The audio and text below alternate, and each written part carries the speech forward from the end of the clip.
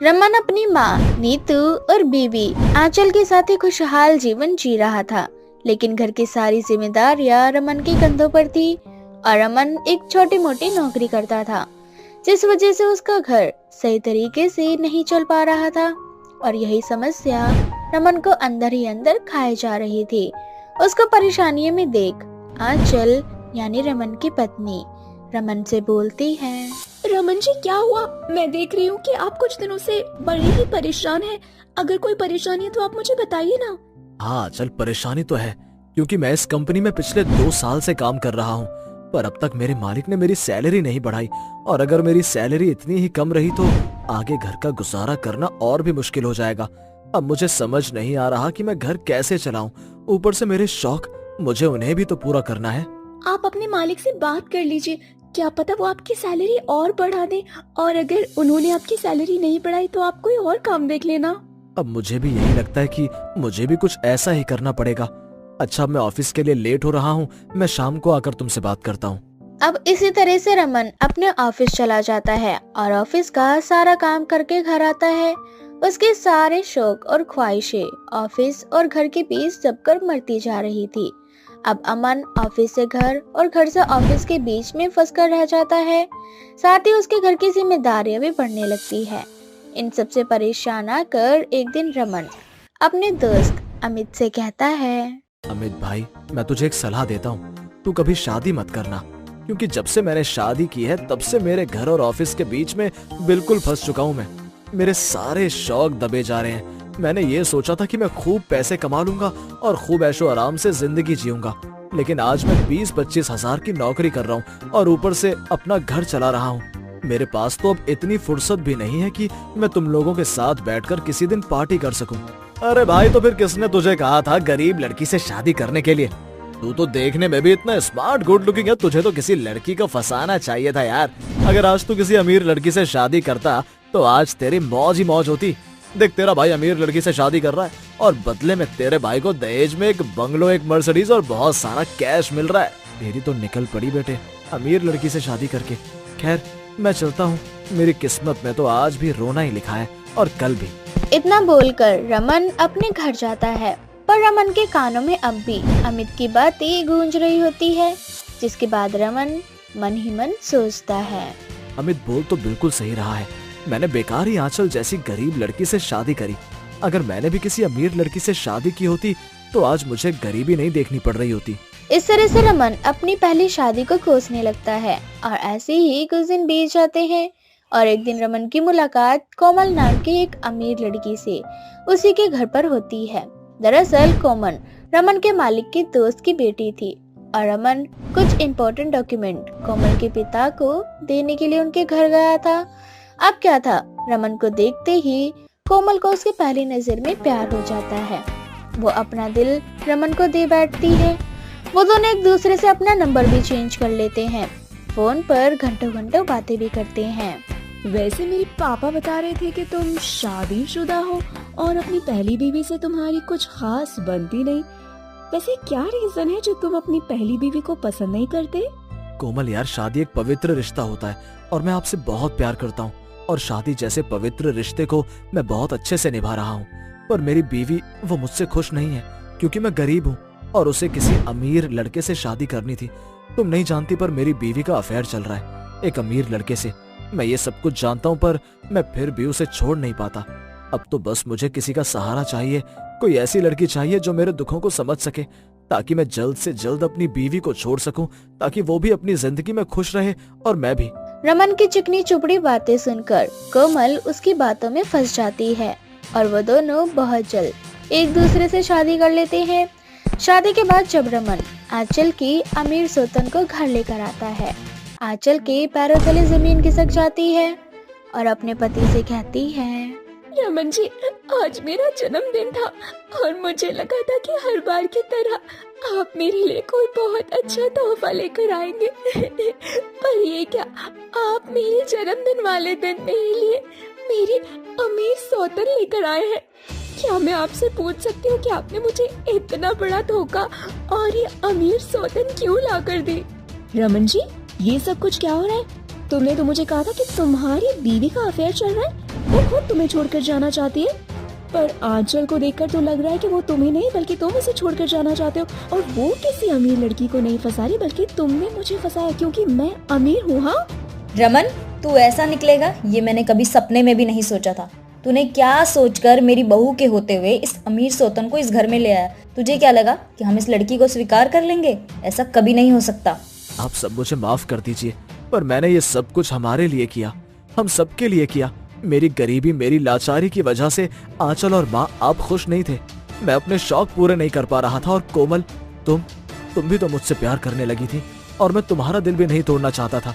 बस इसलिए मैंने सोचा कि तुमसे शादी करके तुम्हें तुम्हारा प्यार दे दूं और अपने लिए खुशियाँ खरीद लूं। क्या मतलब है तुम्हारा रमन? कोमल, मैं आज भी अपनी पहली बीवी आंचल से ही प्यार करता हूँ और उसकी ख्वाहिश पूरी करने के लिए, अपने शौक पूरे करने के लिए मैं अपनी आंचल के लिए अमीर सौतन लेकर आया। मैंने तुमसे शादी करी। मैं बहुत अच्छे से जानता हूँ कि तुम मेरे बिना जी नहीं सकती। बस इसलिए मैंने सोचा कि तुमसे शादी करके तुम्हारा दिल ना दुखाऊं और अपने सारे सपने भी पूरे कर लूं। मैं तुमसे वादा करता हूँ, मैं तुम दोनों को खुश रखूंगा, कभी भी किसी भी तरह की शिकायत का मौका नहीं दूंगा। बस मुझे माफ कर दो, ये मेरी पहली और आखिरी गलती है। रमन की ऐसी बेतुकी बातें सुनकर कोमल को बहुत गुस्सा आता है और कोमल उससे तलाक ले लेती है। पर बदले में कोमल उसे अपनी प्रॉपर्टी का कुछ हिस्सा देती है ताकि आंचल को फिर कभी रमन के हाथों धोखा ना मिले और रमन के भी सारे शौक पूरे हो सके। इस तरह से कोमल उनकी जिंदगी से हमेशा के लिए चली जाती है और फिर कभी किसी बार भी दोबारा वापस नहीं आती। इस तरह से अब आंचल उसके साथ तो रहती लेकिन उसको कभी माफ नहीं करती और पछतावे में रमन जिंदगी भर चलता रहता कि उसके अमीर होने की लालच की वजह से 3 लोगों की जिंदगी बर्बाद हो गई। जादुई विशाल बंदर का घर। ये कहानी है चंपागढ़ की। मोहन चंपागढ़ का रहने वाला था। वैसे तो मोहन बहुत ही ज्यादा गरीब था लेकिन दिल से बहुत ही ज्यादा अमीर था। वह हर किसी की मदद किया करता था। ऐसे ही एक रात मोहन अपने घर में सो रहा होता है, तभी उसे अपने गांव में लोगों की चिल्लाने की आवाजें आती हैं। वह फौरन उठकर भागता है और जाकर देखता है कि आवाज कहां से आ रही है। मोहन देखता है कि गांव में कुछ लोग एक बूढ़ी औरत को मार रहे होते हैं। ये सब देखकर मोहन उस बूढ़ी औरत को बचाते हुए कहता है, अरे आप ये सब क्या कर रहे हो? ये बेचारी बूढ़ी औरत हमारी माँ समान है और आप इसे इस तरह मार रहे हैं। क्या किया है इन्होंने? अरे ये औरत हमारे गांव की है ही नहीं, ये डायन है, डायन। तभी तो इतनी रात को यहाँ वहाँ घूम रही है। अरे आप लोग कौन सी दुनिया में रहते हो? आपको इनकी हालत देखकर नहीं लगता कि ये बहुत ज्यादा मजबूर हैं? यहाँ वहाँ इसलिए घूम रही होंगी क्योंकि इनके पास कोई छत नहीं है, खाने पीने का कोई जरिया नहीं है, और आप लोग इस गरीब को इस तरह मार रहे हो और वह भी इसे डायन का नाम दे रहे हो। शर्म आनी चाहिए आप लोगों को। देख मोहन भाई, हम जानते हैं कि तू बहुत ज्यादा दयालु है, लेकिन इसका मतलब ये नहीं है कि हम तेरी वजह से इस गांव में किसी डायन को रहने देंगे। आप लोगों के पास क्या सबूत है कि ये एक डायन है? आप कुछ भी मनगढ़ंत कहानी बनाकर एक निर्दोष को बुरी तरह से मार रहे हो। देख मोहन, तू जा यहाँ से। अगर तुझे इतनी चिंता है ना तो तू ले जा इसे अपने घर। ठीक है, अगर ये डायन है ना तो मैं इसके साथ रहने के लिए तैयार हूँ। जो होगा देखा जाएगा। मोहन उस बूढ़ी औरत को लेकर अपने घर आ जाता है। तभी वो बूढ़ी औरत रोते हुए मोहन से कहती है, बेटा मोहन, तू मन का कितना अच्छा है। एक अनजान के लिए तू अपने गांव के लोगों से लड़ रहा था। ये सारी चीजें साबित करती हैं कि तू एक अच्छा इंसान है। माताजी, मैं कभी भी किसी के साथ गलत होता हुआ नहीं देख सकता, और वे गांव वाले जो भी कर रहे थे आपके साथ, वे बिल्कुल गलत कर रहे थे, और मैं जब तक जिंदा हूँ मैं किसी के साथ गलत नहीं होने दूंगा। और आप ये सब छोड़िए, चलो आप खाना खा लो, मुझे लगता है आप बहुत भूखी हैं। मोहन उस बूढ़ी औरत को खाना खिलाता है और उसकी खूब सेवा पानी करता है। ऐसे ही अगली सुबह मोहन बूढ़ी औरत से कहता है, माताजी, आपको यहाँ पर किसी भी चीज की जरूरत हो तो आप मुझसे बेझिझक बोल सकते हो। बेटा, तूने मेरी इतनी सेवा की है, यही बहुत है। इतना बोलकर बूढ़ी औरत हनुमान जी का रूप ले लेती है और मोहन ये सब देखकर चौंक जाता है और उसे समझ में नहीं आ रहा होता कि ये सब क्या हो रहा है। तभी हनुमान जी मोहन से कहते हैं, मोहन तुम घबराओ नहीं, मैं तुम्हारी इंसानियत देखकर बहुत ही ज्यादा प्रसन्न हुआ हूँ। मैं तुम्हारी परीक्षा लेने आया था। मैं जानता हूँ कि तुम बहुत ही ज्यादा गरीब हो, लेकिन मन से तुम बहुत ज्यादा अमीर हो और इस परीक्षा में तुम सफल हुए हो। इसलिए मैं तुम्हें एक जादुई बंदर देता हूँ। इस जादुई बंदर की मदद से तुम अपनी सभी इच्छाओं की पूर्ति कर सकते हो। हे प्रभु, आपके साक्षात मुझे दर्शन हो गए। मेरा जीवन धन्य हो गया। अगर मैं मर भी जाऊं तो मुझे कोई गम नहीं होगा। नहीं मोहन, अभी तो तुम्हें और जीना है और इसी तरह तुम हमेशा लोगों की मदद करना। हनुमान जी मोहन को एक जादुई बंदर देकर वहाँ से चले जाते हैं। ऐसे ही कुछ दिन बीत जाते हैं। मोहन जादुई बंदर की मदद से अपनी इच्छा अनुसार चीजें मांग लिया करता था। ऐसे ही एक रात मोहन सो रहा होता है और बहुत जोरों से बारिश आना शुरू हो जाती है। मोहन का घर टूटा फूटा होता है, जिस कारण उसका घर बारिश के पानी से टपकने लगता है। मोहन बंदर से अपना घर मांगता है। तभी वह बंदर एक विशाल घर बना देता है। वह विशाल घर के अंदर जाता है। उस घर में मोहन की जरूरत की चीजें होती हैं, जिनकी मदद से मोहन अपनी जरूरतों को पूरा करता है। ऐसे ही समय बीतता जाता है और मोहन हंसी खुशी अपने जीवन में आगे बढ़ता है और जरूरतमंद लोगों की मदद करता है, जो आर्थिक रूप से या शारीरिक रूप से कमजोर होते हैं।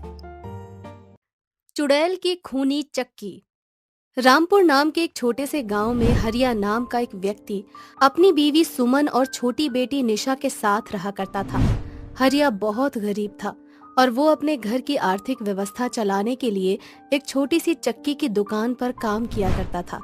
हरिया पूरे दिन मेहनत करता और रात को थक हार कर घर आता। ऐसे ही एक दिन, मालिक, 1 महीने से ज्यादा हो चुका है, पर अब तक आपने मुझे मेरी तनख्वाह नहीं दी। मुझे मेरी बेटी की स्कूल की फीस भी जमा करनी है। अगर आप इस महीने की तनख्वाह मुझे दे देते तो कल मैं अपनी बेटी की स्कूल की फीस जमा कर देता। अगर मैंने परसों तक स्कूल की फीस जमा की तो स्कूल वाले उसका स्कूल से नाम काट देंगे। हरिया, तेरा तो रोज का यही नाटक है। काम धाम तुझे सही से करना नहीं होता, पर तनख्वाह पूरी चाहिए, वो भी बिल्कुल टाइम पर। अरे 1-2 दिन लेट हो जाए तो क्या हो जाएगा? तुझे भी बहुत अच्छे से पता है कि कितना मंदी चल रही है और इसमें भी तुझे बस अपनी सैलरी की पड़ी रहती है। साहब, सैलरी का टाइम 10 तारीख है, पर आज 20 हो गई है और दुकान पर ग्राहकों की भीड़ रहती है। साथ ही साथ अब मुझे लोगों के घर जाकर आटा भी देकर आना होता है। अकेले मैं इतना सारा काम करता हूँ और आप कह रहे हैं कि तंगी आ गई है।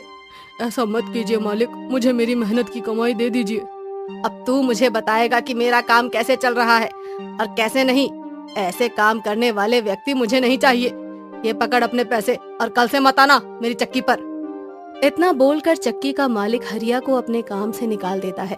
हरिया उन पैसों को ले जाकर अपनी बीवी को दे देता है। हरिया को उदास निराश देखकर हरिया की बीवी कहती है, क्या हुआ जी, आज आप इतने उदास क्यों हैं? और इस महीने भी आपकी सैलरी कट कर आई है। अगर इसी तरह से हर महीने सैलरी कटती रहेगी तो हम अपनी निशा की पढ़ाई कैसे पूरी करवाएंगे और कैसे घर चलेगा? सुमन, लगता है निशा की पढ़ाई हमें छुड़वानी पड़ेगी, क्योंकि मेरा काम छूट चुका है। अब मैं उसकी स्कूल की फीस भी जमा नहीं कर सकता। मुझे कुछ समझ नहीं आ रहा, मैं क्या करूं? आप ऐसे निराश मत होइए। मैंने आपको पहले ही कितनी बार कहा था, अपने मालिक ठीक नहीं है, वहाँ से काम छोड़ दीजिए, पर आपने मेरी एक नहीं सुनी। अब आप एक काम कीजिए, इन पैसों से चक्की खरीद लीजिए। अब हम अपनी खुद की चक्की चलाएंगे। और रही निशा की बात, तो अब हम उसे सरकारी स्कूल में भेजेंगे। हमारी निशा बहुत अच्छी है पढ़ने में।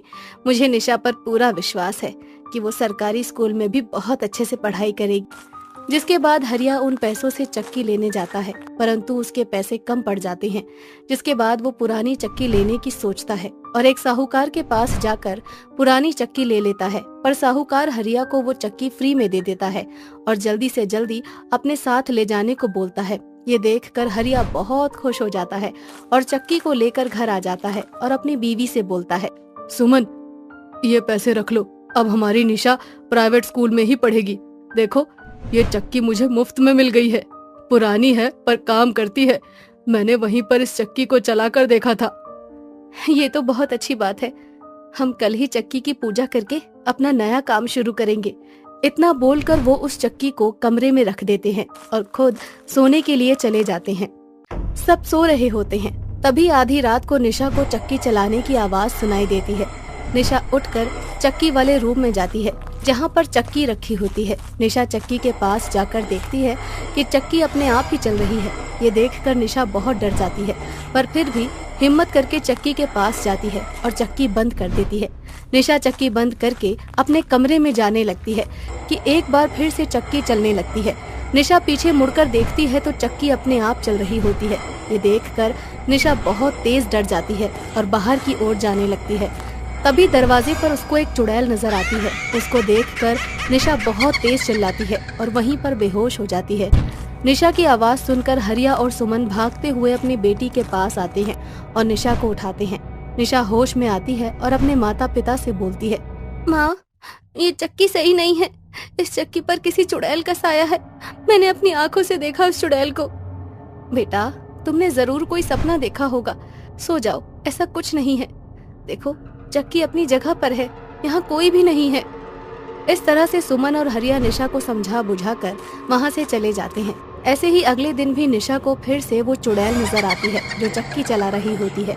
ये देखकर निशा फिर से बहुत डर जाती है और अपने माता पिता को बताती है, परंतु उसके माता पिता उसकी बात पर विश्वास नहीं करते। पता नहीं निशा को क्या हो गया है। आज से पहले निशा ने ऐसी बातें कभी नहीं करी, पर जब से चक्की आई है तब से वो हमें एक ही बात क्यों बोल रही है। आप सही कह रहे हैं जी। ये बात तो मुझे भी समझ नहीं आ रही कि निशा आखिर ऐसा क्यों कर रही है। मेरी मानो तो हमें घर में छोटा सा हवन करवा लेना चाहिए। क्या पता घर की शुद्धि होने के बाद निशा के मन से चुड़ैल का वहम भी चला जाए।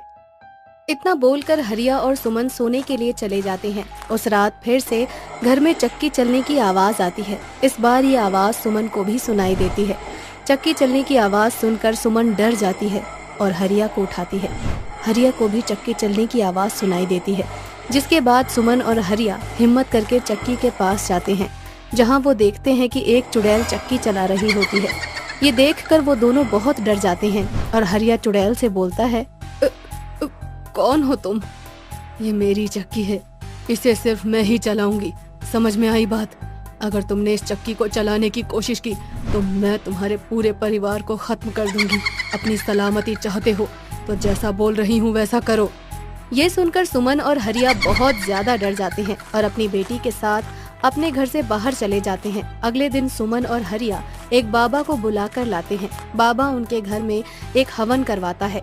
हवन करने के बाद चुड़ैल बाबा के सामने आती है और बाबा से पूछे जाने पर चुड़ैल उसे अपनी कहानी बताते हुए बोलती है, ये चक्की मेरे बाबा की आखिरी निशानी थी जो मरने से पहले मुझे उन्होंने दी थी। इसी चक्की को चलाकर मैं अपना गुजारा किया करती थी, पर मुझे नहीं पता था कि मेरे पापा मरने से पहले साहूकार से कुछ कर्जा लेकर गए थे और उनके जाने के बाद वो कर्जा बहुत ज्यादा हो गया। मैं साहूकार का कर्जा चुका नहीं पाई। उसने मेरे घर के साथ मेरी चक्की भी छीन ली। मैंने उसके आगे बहुत मिन्नतें की कि मेरे बाबा की आखिरी निशानी मुझसे मत छीनो, पर उसने मेरी एक नहीं सुनी और वो मेरी चक्की लेकर चला गया। साथ ही उसने मेरे घर में आग भी लगवा दी, क्योंकि मैं घर खाली नहीं कर रही थी, जिससे मेरी मौत हो गई। बस तब से मैं इस चक्की के साथ हूँ और साहूकार ने अपना पीछा छुड़ाने के लिए चक्की तुम्हें फ्री में दे दी। मुझे उस साहूकार की गर्दन इस चक्की में पीसनी है। अगर तुम मेरी मदद करोगे तो मैं तुम्हारे परिवार को छोड़ दूंगी। चुड़ैल की कहानी सुनकर हरिया उसकी बात मान जाता है और चक्की को साहूकार के घर में चुपके से छोड़ आता है। जिसके बाद चुड़ैल साहूकार की गर्दन को काटकर उस चक्की में पीस देती है और हमेशा के लिए मुक्त हो जाती है। और हरिया उस चक्की से अपना छोटा सा बिजनेस करता है और अपने परिवार के साथ खुशी खुशी रहने लगता है।